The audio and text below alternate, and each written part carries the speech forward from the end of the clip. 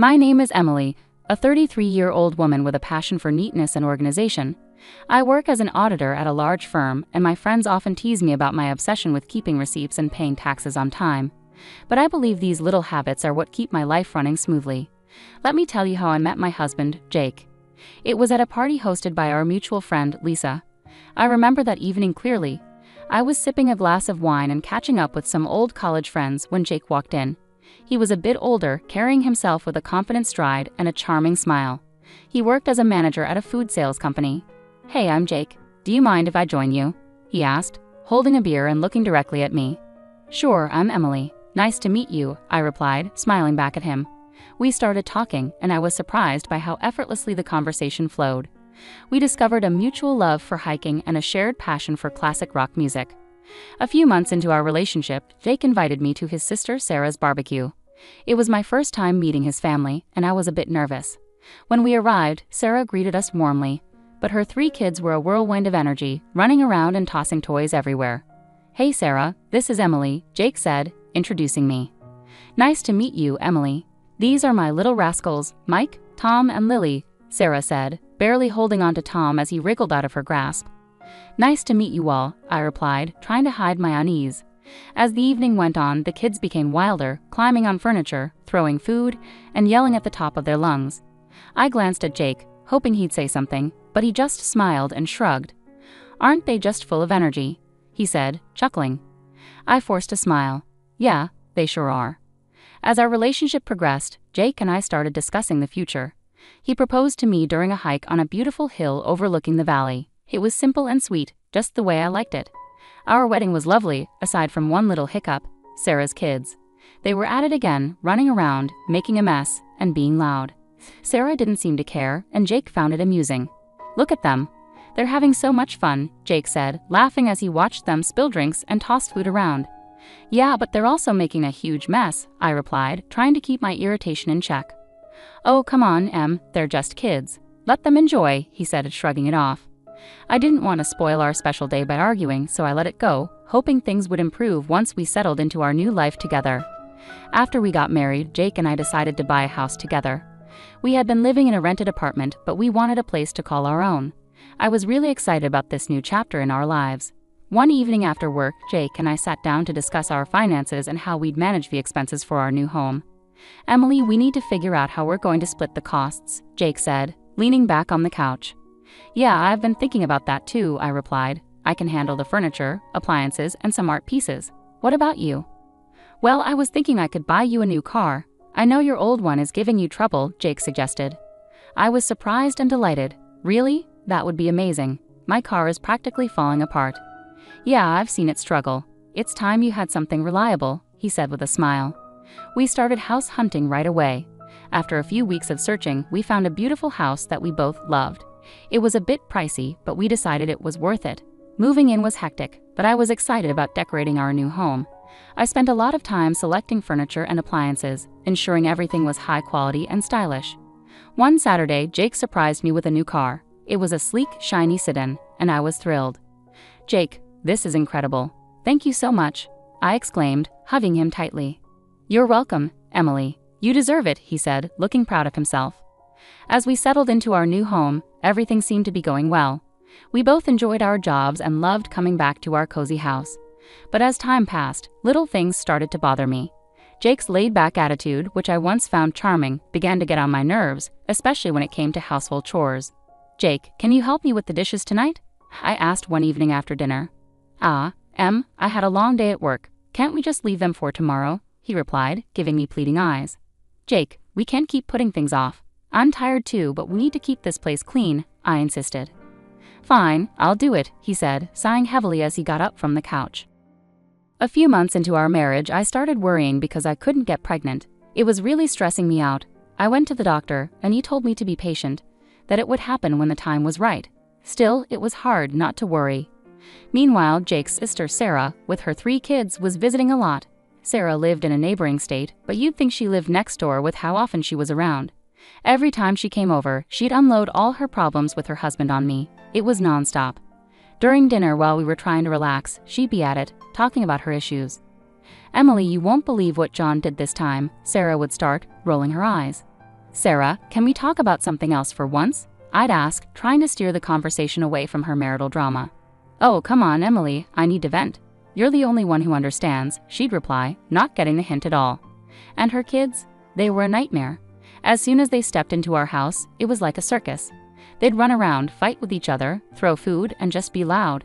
After a long week at work, all I wanted was some peace and quiet, but that was impossible with those kids around. Guys, can you calm down, please? I'd say, trying to keep my cool as they tore through the living room. Why are you always so uptight, Emily? Sarah would snap at me whenever I tried to get her kids to behave. They're making a mess, Sarah. I just cleaned the house, I'd respond, feeling my patience wearing thin. Well, maybe if you had your own kids, you'd understand, she shot back one day, her words hitting me like a punch in the gut. I was stunned by how insensitive she was, especially knowing how much I was struggling with getting pregnant. It felt like a slap in the face, and I couldn't believe Jake didn't say anything to defend me. Jake, are you going to let her talk to me like that? I asked, my voice shaking with anger and hurt. Emily, calm down. You're making a big deal out of nothing, he said, siding with her again. A big deal out of nothing? She just insulted me in my own home, I shouted, feeling the tears well up. I was so done. I couldn't keep living like this, constantly disrespected in my own home, with my husband always taking his sister's side. It was clear to me that something had to change, and soon. One Saturday, Sarah showed up with her 3 kids. She dumped them on me and said, Emily, I need a break from parenting. I'm going shopping. I couldn't help but chuckle when she said, parenting. The woman barely knew what that meant. Every time she's here, it's like a zoo. Fine, Sarah, but you better be quick, I said, already feeling the stress coming on. Thanks, Emily, you're a lifesaver, she chirped, grabbing her purse and bolting out the door before I could say anything else. Great, I thought, just what I needed. I was in the kitchen, trying to cook dinner. It's a long process and I like things done right, but with those kids running wild, it was impossible to focus. They were yelling, running around, and making a mess. Guys, can you keep it down? I shouted from the kitchen, hoping they'd listen for once. Of course they didn't. Suddenly I heard a loud crash. My heart sank. I ran into the living room, and there it was, my grandfather's antique Chinese vase, shattered on the floor. My chest tightened with anger and frustration. What the hell happened here? I screamed, looking at the kids who were now standing still with guilty expressions. We were just playing, one of them mumbled, not meeting my eyes. This vase is priceless. It's from my grandfather. Do you have any idea what you've done? I was livid, shaking with anger. Just then, Jake walked in, looking calm and clueless. What's going on? Emily, your nephews just broke my grandfather's vase. Look at this mess. I pointed at the shattered pieces on the floor. Calm down, Emily. It's just a vase. We can get it fixed, he said, shrugging like it was no big deal. Just a vase? This isn't about the vase, Jake. It's about respect. I'm tired of this. Every time Sarah comes over, our house turns into a disaster zone, and you don't care, I shouted, my voice cracking with frustration. Just then, Sarah walked in, bags in hand, looking annoyed. What's all this yelling about? Your kids broke my grandfather's vase, Sarah. Look at this mess. I pointed at the floor, trying to hold back my tears. Well, maybe you should have kept a better eye on them, Emily, she said, not even bothering to apologize. Are you kidding me? They're your kids, Sarah. I shouldn't have to watch them. I was furious, my hands shaking with anger. Jake just shook his head, looking annoyed. You're overreacting, Emily. Just drop it. Overreacting? I've had enough of this. I'm tired of being treated like I don't matter in my own home, I screamed, the tears finally spilling over. Jake just stood there, silent and cold, while Sarah smirked like she had won some sort of victory. I couldn't take it anymore. I stormed out of the room, feeling a mix of anger, hurt, and betrayal. We'd been dealing with Sarah and her kids' chaotic visits for months, but I had no idea what was coming next. One morning, Jake was sitting at the kitchen table, munching on his toast when he casually dropped a bombshell on me. Emily, I need to tell you something. Sarah's getting divorced, and she's moving in with us with the kids for a few months. He said like he was just telling me the weather. I almost dropped my coffee. What? Are you serious? Our house is already a madhouse when they visit for a day. How are we supposed to handle them living here for months? She's my sister, Emily. She needs our help. You need to be more understanding, he said, looking at me like I was the one being unreasonable. Understanding? I've been more than understanding, Jake, but this is too much. Why can't we rent a place for her nearby? I'll even pay for the first month's rent, I suggested, trying to keep my cool. No, she'll be better off here. Plus, you can help with the kids and keep things clean, he said like it was the most obvious thing in the world. I'm not a babysitter, Jake. I work too and I need to relax when I get home, I said, my frustration boiling over. Stop being so selfish, Emily. It's family. They need us, he said, his tone getting sharper. I'm not being selfish, Jake. I'm just asking for a reasonable solution. I'm not going to let my life be turned upside down, I said, feeling my anger bubbling up.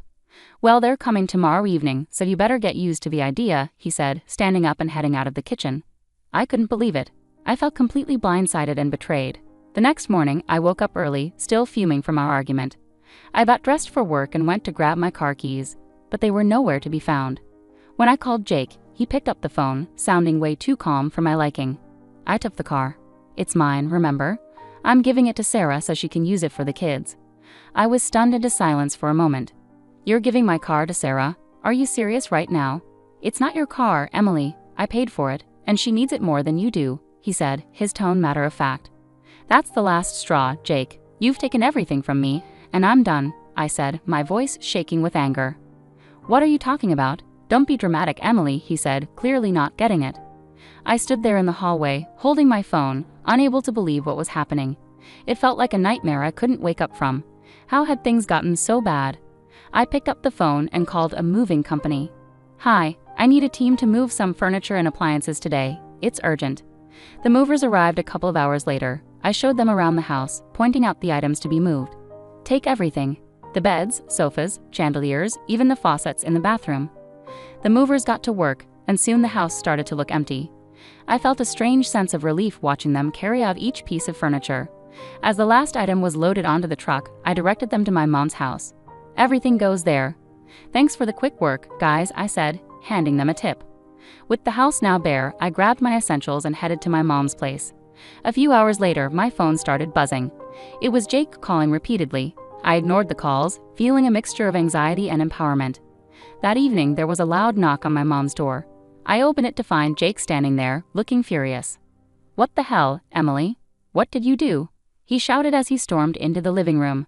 I took my stuff, Jake. You took the car, so I took what I bought, I said, keeping my voice calm. This is insane. You stripped the house bare. Where are Sarah and the kids supposed to sleep? He yelled, his face red with anger. That's your problem, Jake. You made this mess, now you deal with it, I replied, crossing my arms. You're a thief, Emily. You stole everything. He shouted, waving his arms around. I didn't steal anything. Here are the receipts, I said, pulling out a folder and showing him the proof of purchase for all the furniture and appliances. He looked through the receipts, his anger shifting to frustration. Fine, Emily, if this is how you want to play it. I'll file for divorce, Jake said. I took a deep breath and handed him a stack of papers. Already done. Here are the divorce papers. Sign them, and we're done. He stared at the papers, his face pale. You're really serious about this, aren't you? Dead serious, Jake. I deserve better than this, I said, feeling a strange sense of calm wash over me. He took a pen from his pocket, signed the papers without another word, and handed them back to me. Fine, Emily, have it your way.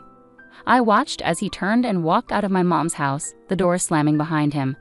I stood there for a moment, feeling a mixture of relief and sadness. It was over, and I knew it was the right decision. That night, I sat down with my mom and talked about everything that had happened. She was supportive and agreed that I had made the right choice. Emily, you've been through a lot.